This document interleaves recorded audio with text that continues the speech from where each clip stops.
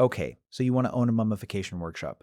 You picture a stone courtyard on the edge of the Nile, linen drying in the sun, a line of grieving families waiting outside, and a business with the most reliable demand curve in human history.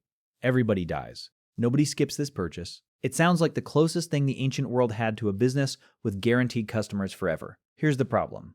Death being universal doesn't mean your services are.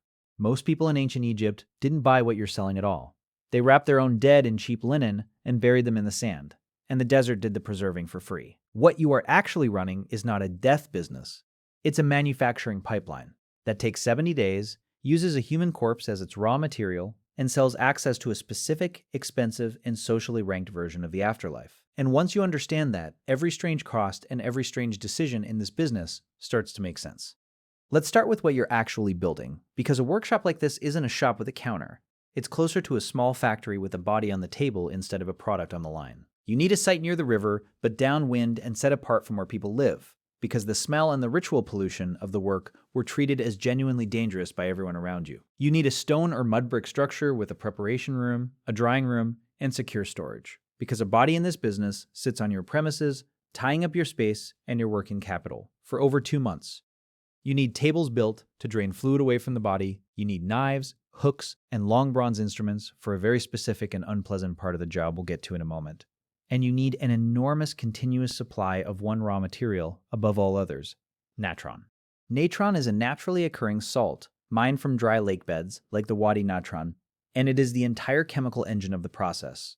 A single body could require several hundred pounds of it, packed both inside and around the corpse for the weeks it takes to draw out every trace of moisture. Buy this locally in bulk, and it's manageable. But your other core ingredients, cedar oil, myrrh, frankincense, cassia, are luxury imports, arriving via trade routes running down from the Levant or across the Red Sea toward Punt. Any disruption to those routes, a war, a bad shipping season, a change in a foreign ruler's trade policy, and your highest margin product line suddenly costs you far more to deliver.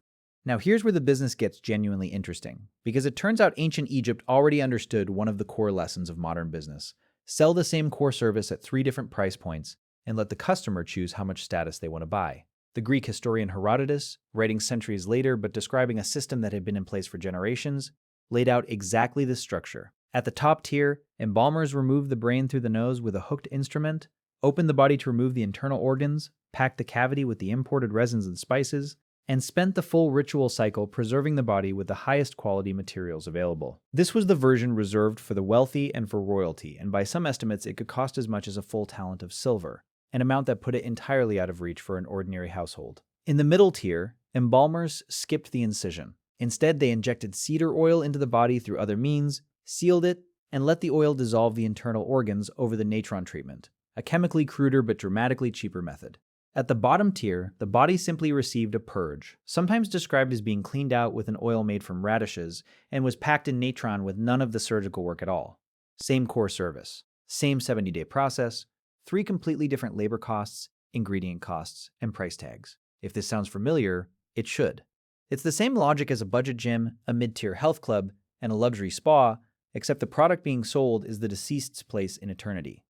Here's the part almost nobody expects, and it's the detail that tells you everything about how strange this labor market really was. The most physically necessary step in the entire process, cutting open the body, was treated as the most ritually polluting act any worker could perform. The man who made the incision, called the per-nefer, wasn't a respected craftsman. According to ancient accounts, the moment he made the cut, the other workers would ritually chase him off the premises, throwing stones and cursing him, a performance meant to symbolically separate the workshop's sacred purpose from the violent act that made it possible.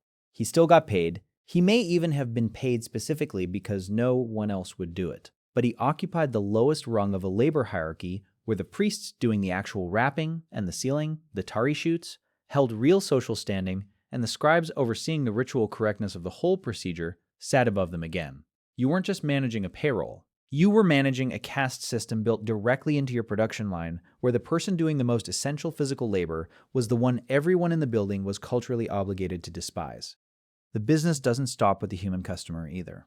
Alongside your embalming trade, you likely ran, or supplied, one of the most commercially explosive side industries in the ancient economy, votive animal mummification. Pilgrims visiting temples of gods like Thoth or Bastet didn't just pray, they bought a mummified ibis or cat to leave as an offering.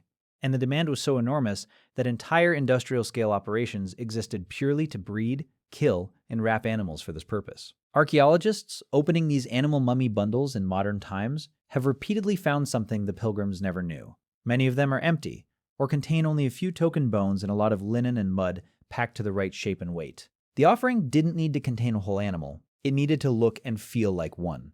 This is a business detail worth sitting with, because it means an entire wing of your operation could run on a margin driven almost entirely by appearance rather than substance. The ancient equivalent of selling the bottle service experience without needing the bottle to be full. And there's a second product line sitting right next to the body, the funerary goods. Coffins ranging from a plain painted wooden box to a carved and gilded sarcophagus. Canopic jars to hold the organs you removed.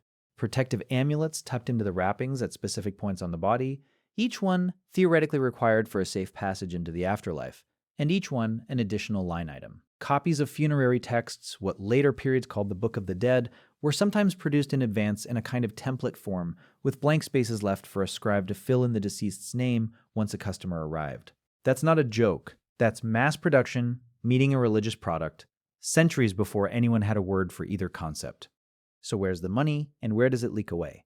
Your revenue sits almost entirely at the top of that three-tier ladder. The bottom tier barely covers your natron and your labor. The middle tier does better. But the premium tier, full surgical preparation, the best imported resins, an elaborate coffin, a full set of amulets, a well-made set of canopic jars, that's where a workshop actually gets rich, in the same way a nightclub's real money sits in a handful of expensive tables rather than the general cover charge. The problem is that premium tier depends entirely on a wealthy or connected clientele, and that clientele isn't evenly distributed. A workshop near a major administrative center or a royal necropolis has consistent access to elite business. A workshop in a smaller provincial town might see one high-tier client a year and survive on volume at the bottom of the ladder instead. Your costs, meanwhile, don't scale down the way your revenue can. The 70-day process means a body occupies your space and ties up your natron supply for over 2 months regardless of which tier the family bought, which means your facility can only handle a limited number of bodies at once, no matter how much demand shows up in a bad season, a plague year, a famine, a military campaign. Imported resins are subject to price shocks entirely outside your control, and there's a reputational risk baked into the job that almost no other ancient business carried in the same way. Get the ritual wrong, damage the body, mishandle the organs, and you haven't just lost a customer. In a culture where the correct preservation of the body was believed to be necessary for the soul's survival into eternity, a mistake in your workshop was, to your customer's family, a catastrophe with consequences reaching beyond this life. That is an extraordinary amount of liability to carry for a service business. And the fragility of this economy is not hypothetical. It's visible in the archaeological record. During periods of political and economic stress in later Egyptian history, particularly the Third Intermediate Period, embalmers began cutting corners in ways modern researchers can actually detect. Resin used more sparingly, cheaper substitute materials, organs sometimes left in place rather than properly removed and treated, all while the exterior wrapping and cosmetic presentation of the mummy became more elaborate than ever. In other words, when the economy weakened, workshops didn't stop selling the premium look. They just started faking more of the substance underneath it, exactly the way a struggling nightclub keeps the velvet rope up long after the real spending has moved elsewhere. Priests in the same period were documented gathering, rewrapping, and relabeling earlier royal mummies that had been damaged by tomb robbers, essentially refurbishing existing inventory because the resources and stability to produce new premium work at the old standard were no longer reliably there. So let's put rough numbers on a working year, in the same spirit as translating ancient costs into something you can feel. If a mid-sized provincial workshop handled, say, 30 bodies a year, with most falling into the lower 2 tiers and only 2 or 3 reaching the premium level, the bulk of your actual profit is coming from that handful of expensive jobs, not from your volume. In a strong year, with a couple of premium commissions from a wealthy local family and a steady stream of mid-tier and basic work, a workshop owner could accumulate real, multi-generational wealth, land, cattle, a respected position tied to the local temple. In a weak year, a famine or a period of political instability that dries up the customers who could ever afford the premium tier in the first place, you're left running mostly bottom-tier volume work that barely covers your natron, your linen, and your labor, while your fixed costs, your workshop, your ritual obligations, your relationship with the temple that licenses your trade, don't shrink to match. Here's the honest structure underneath all of it. A mummification workshop was never really in the business of preserving a body. It was in the business of selling a family's place in eternity at exactly the price point their status could support. using a raw material that could not be delayed, stored elsewhere, or returned. And like every business built on selling status rather than substance, the real risk was never running out of customers. Death took care of that. The real risk was a shrinking number of customers who could afford to buy the version of eternity that actually made you money. And if you think managing a body for 70 days is a strange kind of inventory problem, wait until you see what it costs to move 2 million blocks of stone before a single funeral even begins. Okay, so you want to build a pyramid.